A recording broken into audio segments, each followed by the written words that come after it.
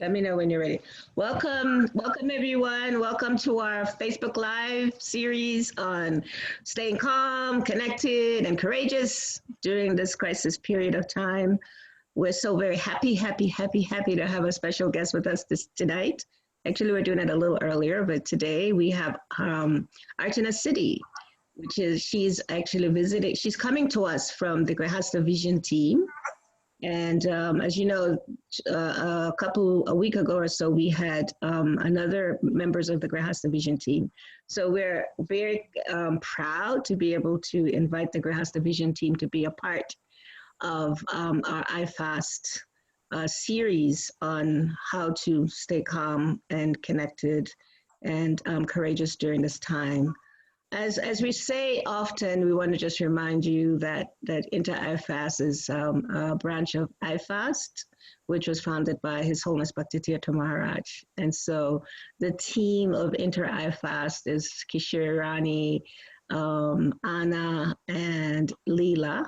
And we all come together, all four of us come together every week to bring three different kinds of programs to help comfort us and comfort you during this time. So let me share a little bit about Archana. Archana is a disciple of Srila Prabhupada, and since 1976, actually, she and her husband, they've been practicing Krishna consciousness, serving devotees over the years. Archana is a psychotherapist by profession, and she counsels devotees. She actually had her own practice. She has her own private practice now, but she worked in the secular environment for over 14 years. And so she's been a practicing psychotherapist for over 30 years. And she has a wealth of information, tools to help us, to guide us with how to maneuver this time that we're in, especially people that might not have certain kinds of tools that's necessary as married, as families. And a couple other things about Archana, she writes a lot. She and her husband, they both are writers. And so they contribute regularly to Bhakti Godhead magazine. Some of you may know, some of you may not know that magazine. However, you can check it out on Google, Bhakti Godhead. And she recently wrote this beautiful book, a short book, a small book for our Grihasta Vision team. And the name of that book is Vaishnava Marriage Challenge. And so we have that available for you if you would like that book to help you to negotiate Grihasta life. I want to welcome Archana, and we from the team, we really want to thank you so much, Archana, for taking the time to be with us. We know Karnam, your husband, Karnam Rita Prabhu, amazing devotee. He is in Vrindavan right now, which is why Archana is not sharing what she's doing today with Karnam. They usually do everything together. They do the seminars, the workshops, everything they do together. However, Karnam Rita is in Vrindavan, and so Archana is here with us. We thank you so much. Archana Prabhu, so how are you? I'm doing well, by the grace of Krishna. What can I say? Yes, my husband and I are practicing social distancing, 10,000 miles. Miles and miles of social distancing. Wow. Yeah, perhaps you can tell us a little bit about your practice, and then I have a question for you. Well, maybe we'll start with this question, and then you can start sharing with us more about your practice and what you do. So in the website for the Grihasta Vision team, there's a lot shared about families and how the families are the foundation of any civilized society, and that children are a future. That those are some of the guidelines for.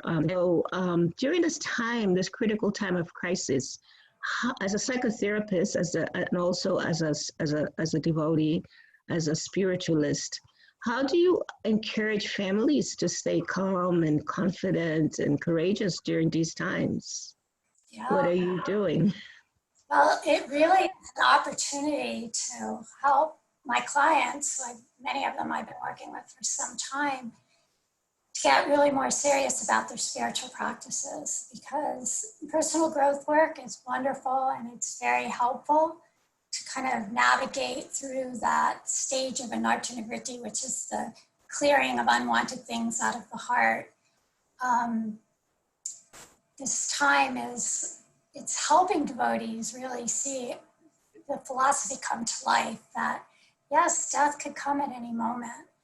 I need to get more serious about my hearing and chanting. And I have a lot of devotee clients who are working with their husbands and doing kind of, I guess, like japa tune-ups with each other and setting goals for each other to have more focused and, have a more regimented spiritual practice during this time.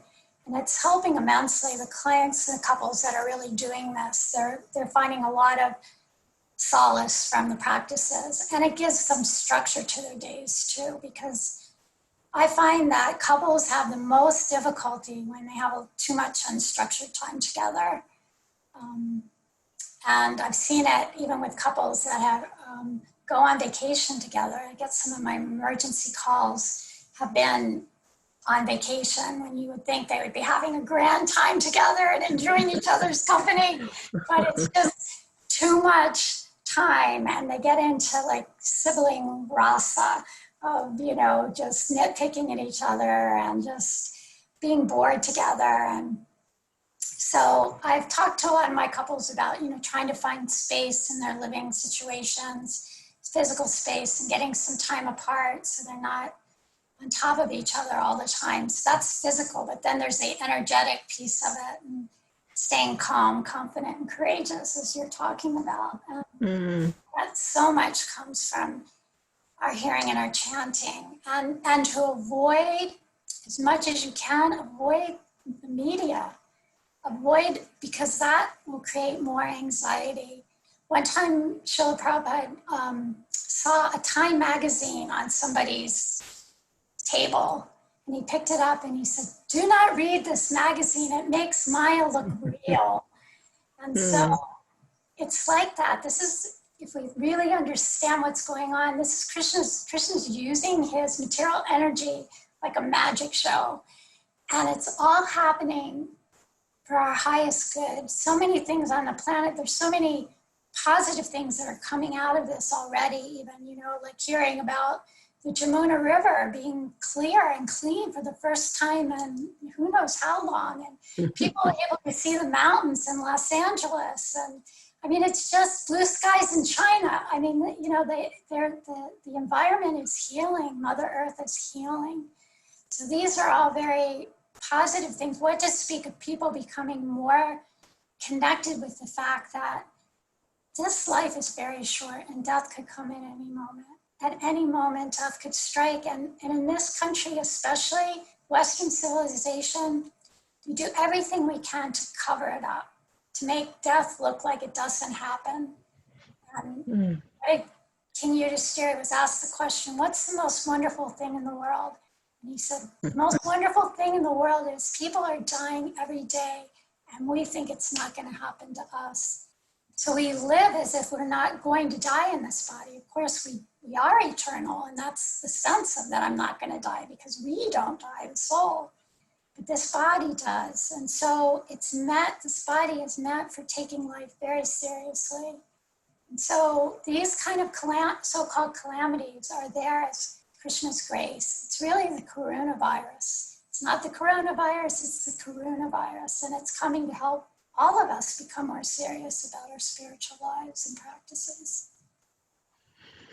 Well, thanks for sharing that. I was a little curious as I heard you speaking about this.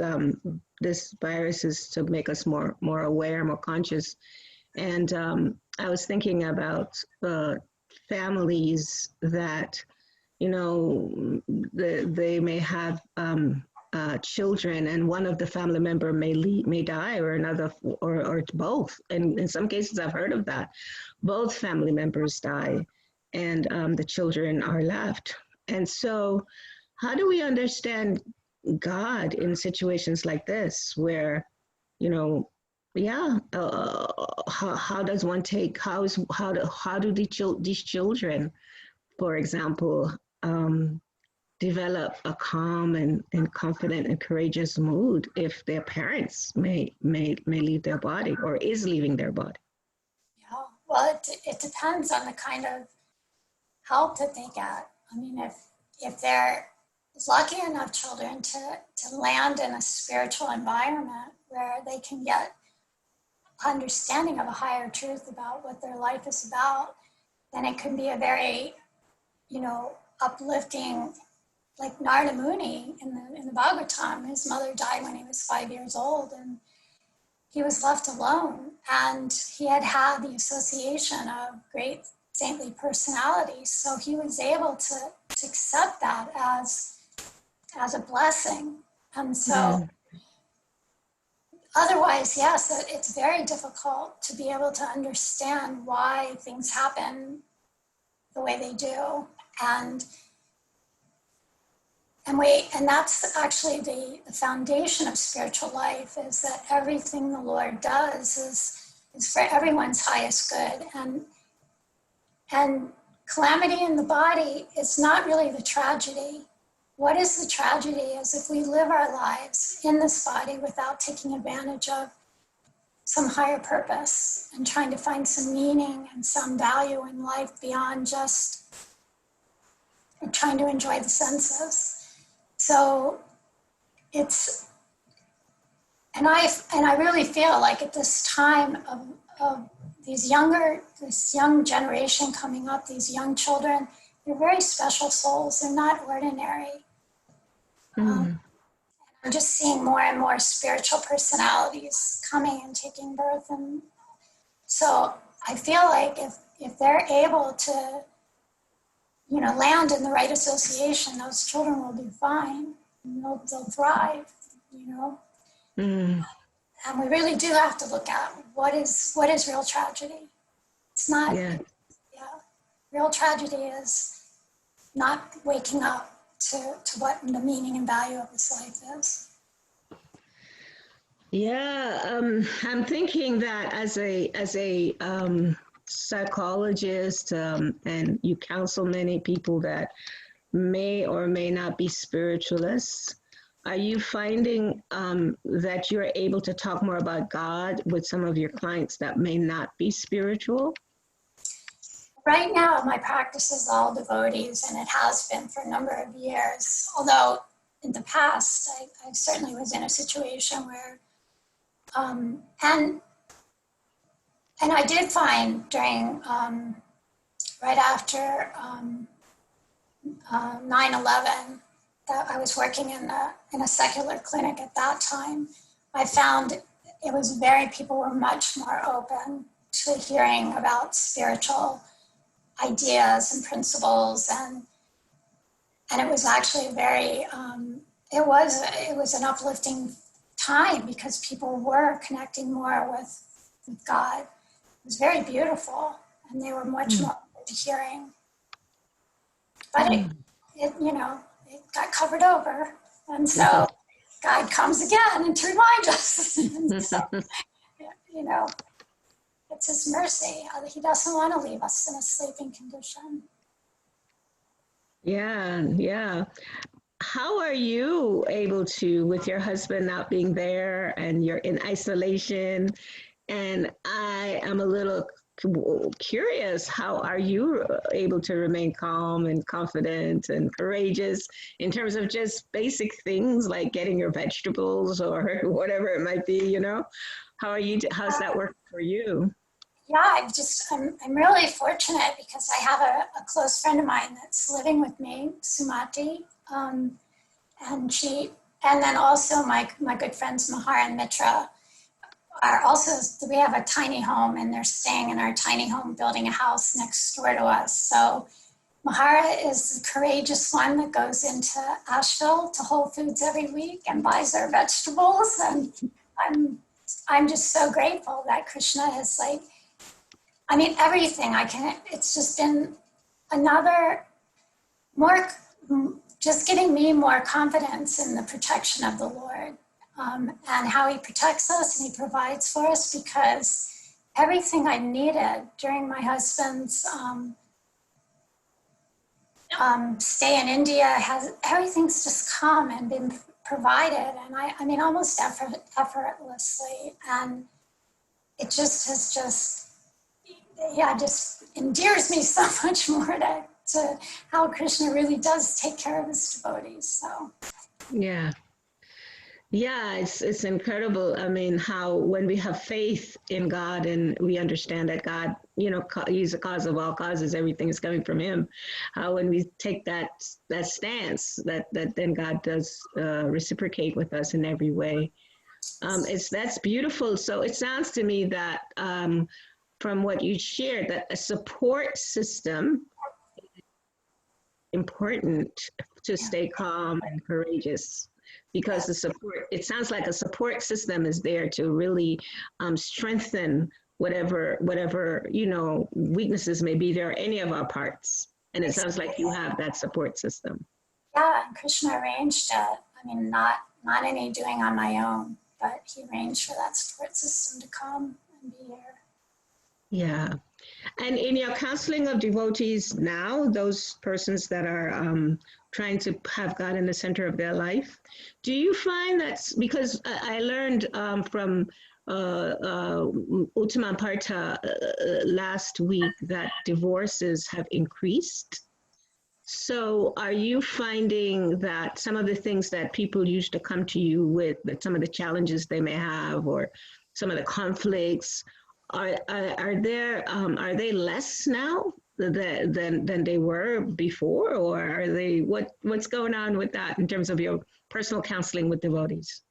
Yeah, no, I mean it has intensified for a lot of the devotees. Just having again that being so kind of claustrophobic and shut in together and not having the space and not getting around other people and having that kind of outlet. And yeah, I would say that a number of my clients are struggling with the situation. Some are doing really well. And again, it seems to me from looking at if I had to look at the group that's doing really well and the group that's not doing so well, it really does go back again to spiritual practices. The ones that have strong spiritual practices together are the ones that are thriving in this situation. And the ones where that's weaker, they're the ones that seem to be struggling more and just not finding their way through it as well. So would it be a proper statement to say the end goal of psychotherapy is to have spiritual practices?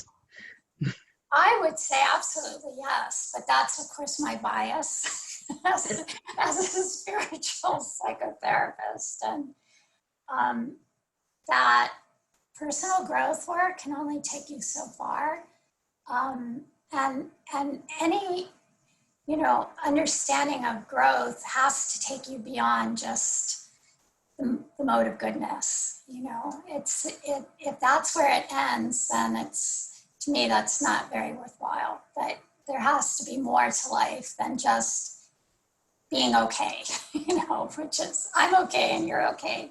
Which some people that might be fine for them, but in my estimation, that's not a great destination, just to be okay and then die. What would you say to a family or families that may not have, let's say they don't have a habit of practicing spiritual things together, or having or engaging in spiritual practices together, like let's say reading spiritual books together, or calling on God's name together, or just sitting and maybe honoring food that's offered to God together. Let's say they didn't have that habit. How would you, as a psychotherapist, encourage them to develop more of that habit, or would you? Well, it would depend. I certainly wouldn't encourage someone who wasn't interested. And, you know, because if someone's not interested, that kind of thing will just make them angry, or they, you know, they're going to reject any other help you're going to be able to give them. So, I mean, I always look for that kind of interest, and, you know, like our spiritual master Srila Prabhupada would say, in like a needle, out like a plow, you know. So very carefully, you know, kind of just exploring with people, like, you know, what is your, you know, what are your spiritual beliefs, or do you have any? And would you want any? And, you know, if they have some openness to that, then you can go then to the next step of, do you have any way of practicing at home? Do you have any rituals that you do? Rituals can be very comforting and very soothing in times like this. And so if you, then you just kind of go along with it, but incrementally, carefully, because yeah, I think as a therapist, it's, you know, it would be unethical to try to put my beliefs and my way of living on someone else. And everyone is where they're at. You can only start from where you're at. You can't tell a baby who's just born, why aren't you walking? You know, you need to be walking, get up. Yeah. Archana, I know you and Karnamrita, a lot of your focus is on spiritual humility as a guiding principle in both of your lives. And your last book that you wrote for the Grihastha Vision team is focused a lot on building this humility, the Vaishnav Marriage Challenge. And I was wondering if you would share a little bit with us about why this principle of humility is so important, and how has it kept you and your husband bonded and strong in your relationship? Sure. Now, I put together a little PowerPoint to answer that question. Would that be appropriate to show that? Yeah, of course. And what is our time frame so that I know what I'm doing? Like another 10, 15 minutes. Yeah, 10 minutes, whatever. Yeah, okay, well, we'll just run through a few of the slides and see what we can do with it. Let's see, try to share our screen here.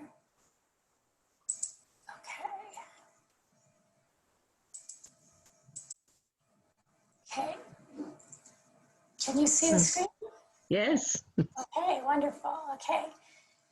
So the art of practicing humility, and putting this together so that that humility is actually an essential ingredient in making progress in bhakti. We can do all the practices, but if we don't have the humility that goes with us, with the practices, then we won't make much in the way of advancement. So here's a picture of my husband. I wanted to include him just to say how grateful I am to him for being such a supportive husband all these years, and a companion to walk on the spiritual path together. And just really appreciating him so much. He's just allowed me to be who I am and encouraged that so much. And I'm just eternally grateful for his association. So just a couple things about our conditioning. I like to think of it as like being like software for a computer. So computer hardware we could consider like our body, and then the software is like our psychic subtle body. And conditioning is a lifetime of accumulation of impressions from so many countless lifetimes in the material world. So how we respond to anything in any given moment is coming from our conditioning. And, you know, one of the things that most of us have in this time of quarrel and hypocrisy is we come in with an anti-humility software package. So what does anti-humility software package look like? And just, we'll just run through a few things. So this is the standard package. There is an upgraded package that we can look at a little bit too, but this is the standard one. Trouble accepting no for an answer, the need to be right most of the time, thinking our perspective is the absolute objective reality, thinking that we're the center of the universe, thinking we are the controller, the enjoyer, the dearmost friend, defensive when our flaws are pointed out,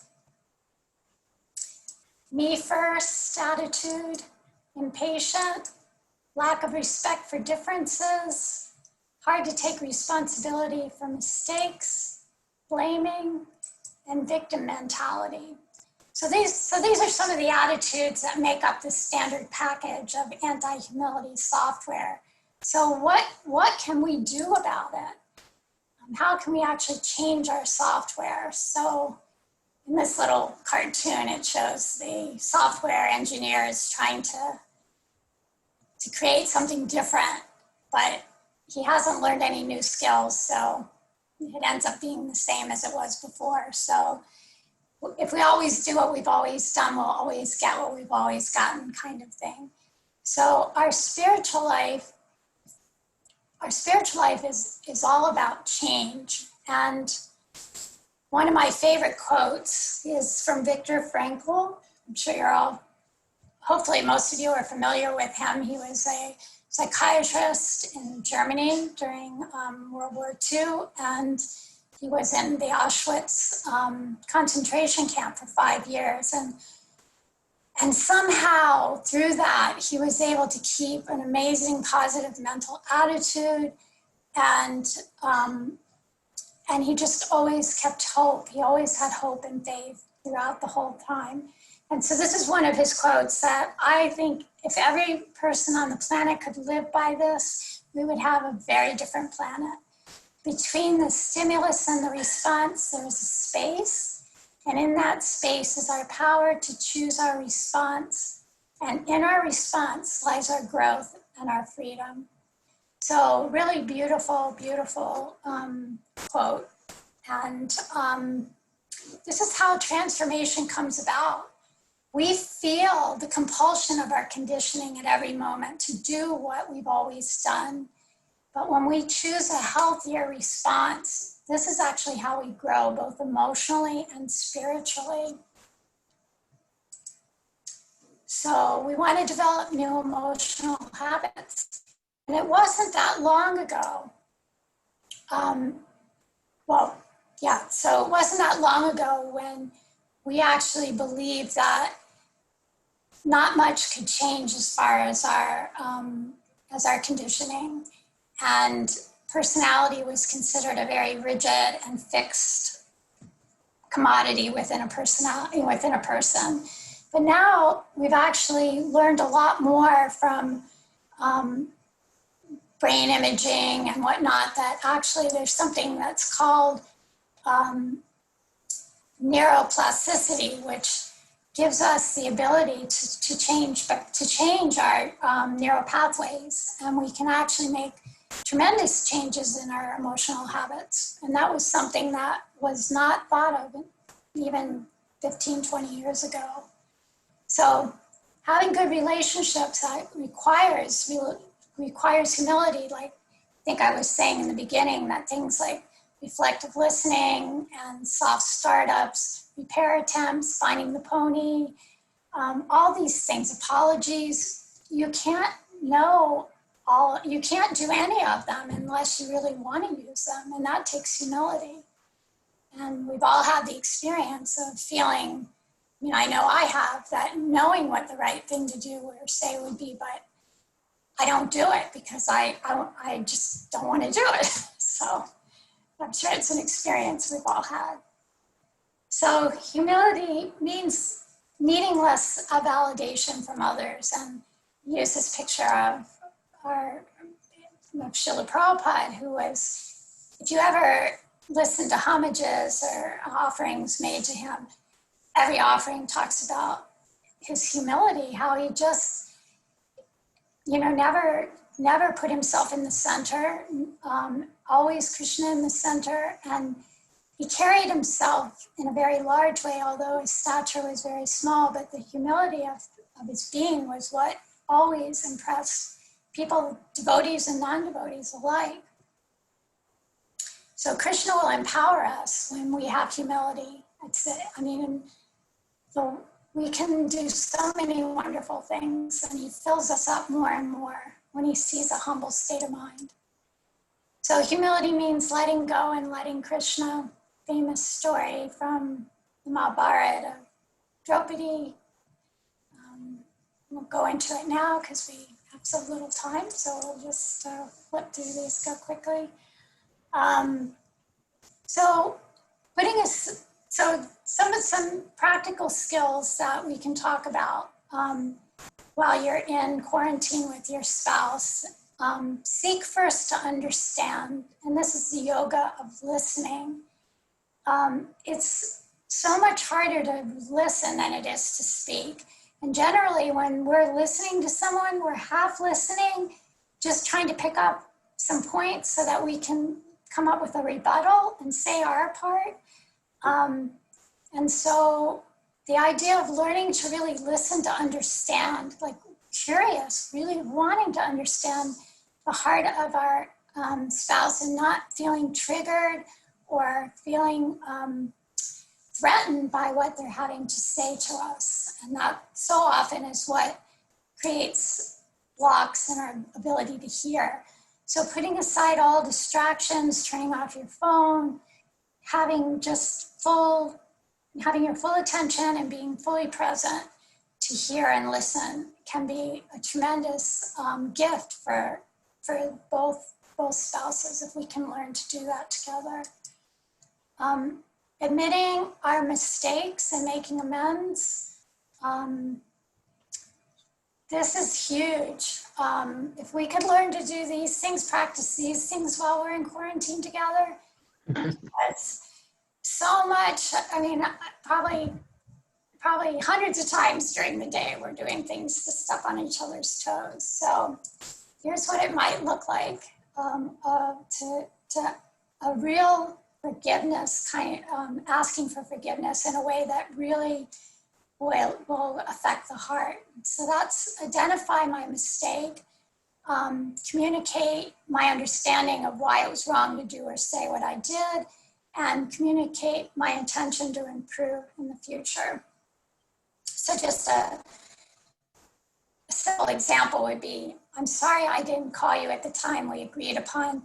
It was wrong for me to be inconsiderate of your time and have you worry about me. And from now on, I'll set the alarm on my phone and I'll remember for sure. So those steps can mean a lot. And so learning how to ask for forgiveness and then to be able to be forgiving. Now each one of these slides, it could be seminars worth. And I'm just giving little seeds here. So, but these are things to be, conscious, being more conscious in our relationship, a conscious relationship, and seeing that it's actually part of our spiritual practice, that every word we speak, every behavior we make, it should be done with thoughtfulness and presence and love and devotion.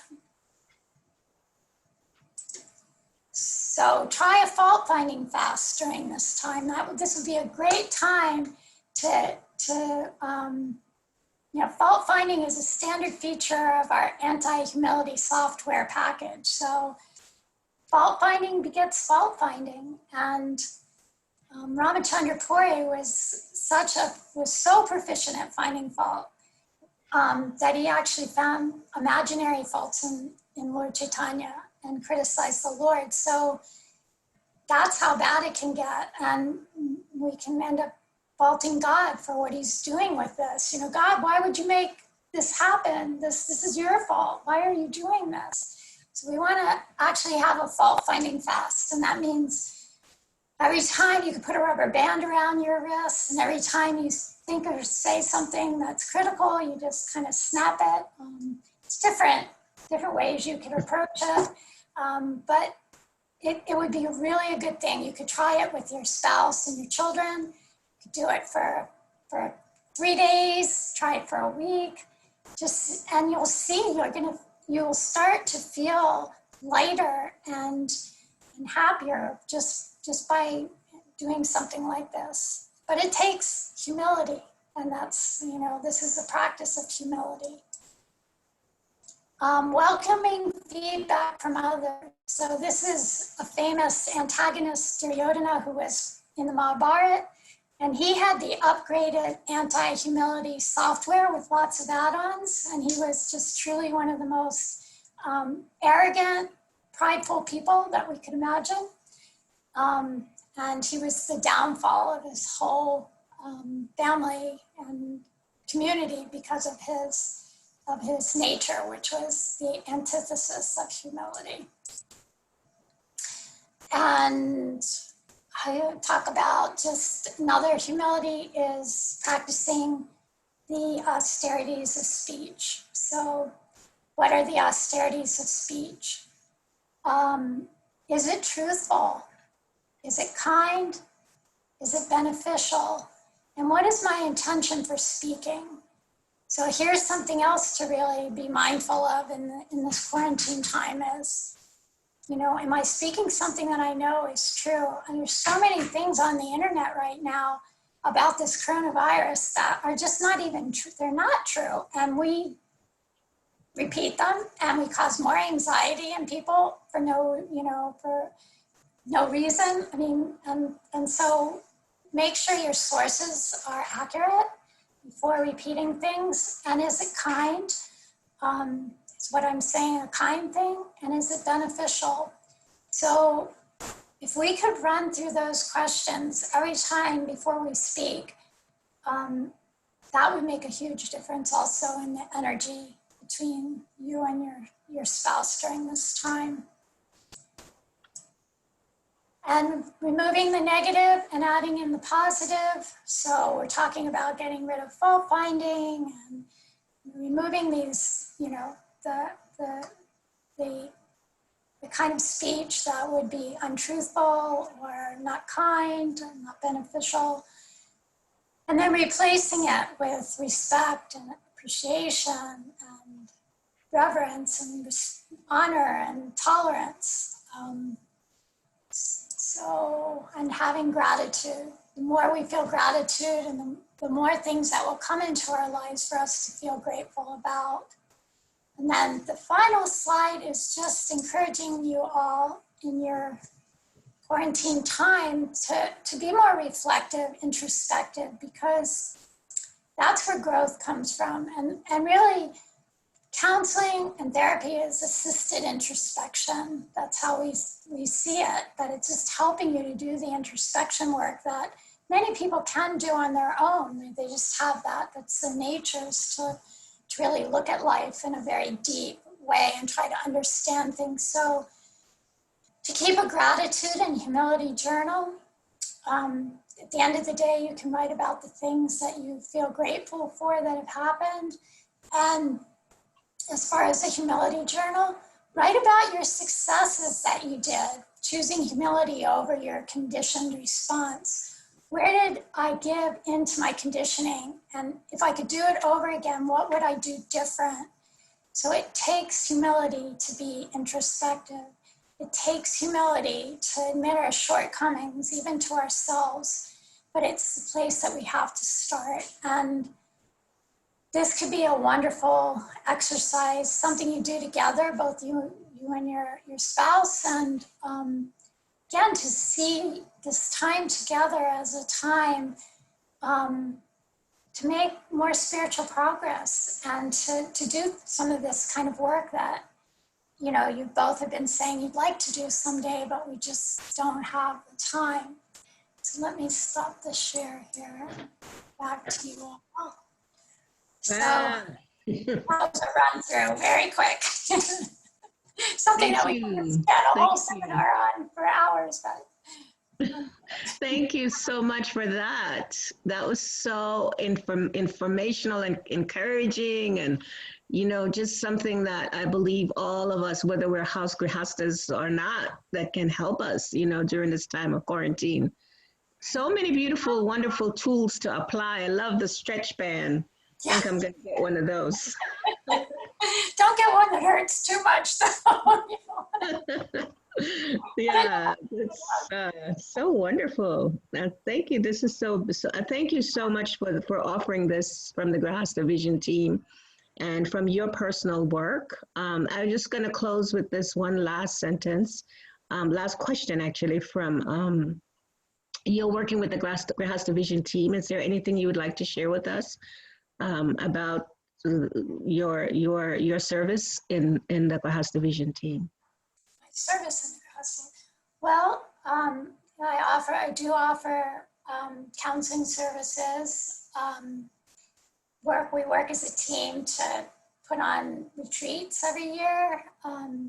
See what happens this year. We just did a online Japa retreat, some devotees, and it really was very beautiful. And I was thinking, wow, this sure makes life easy. We didn't have to arrange for cooking. We didn't have to arrange for accommodations for people to stay. We didn't have to find childcare. It was like a piece of Yeah. So I was thinking, this online forum and, using these tools can really, facilitate teaching to a much greater number of people. So I'm excited about using this technology more. I mean, really that's what this technology is for spreading God consciousness all over the world and helping people. That's really why it's been created. So that's, again, my personal bias perspective. Sure. Kishore, is there anything you would like to share or ask? Any question? Just would like to say thank you very much for being there with us today and to share all this valuable information for everybody. Thank you, Kishore, Ronnie, for all your wonderful service you're doing. And yeah, it's a big thing in being there in New York right now. It's well, certainly the hot seat of the world, right? Yes. Definitely, we're so grateful to you. You've given us a lot today, and we're going to put this out to as many people as we possibly can to bring this kind of comfort, to help with all of us, and taking some of these tools to heart and applying it in our lives. That's the mood of the Institute, to apply these practices. And so thank you very, very much, Archana. We hope that we can have you back again. Maybe Karnam will be back soon. He'll be back in May, yes?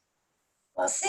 He has a ticket for May, but we'll see what the airlines have to say about it. So, well, hopefully we can have you both back together, or we can have you again when we, as we go on and do these series. Yes, well, thank you so much, Vajralila, for your wonderful service and working with Kishore, Radha, and Ronnie and her work, and really beautiful. So thank you. That was a great PowerPoint. Thank you. Thank you so much. Haribol, Archana. Hare Krishna. Thank you.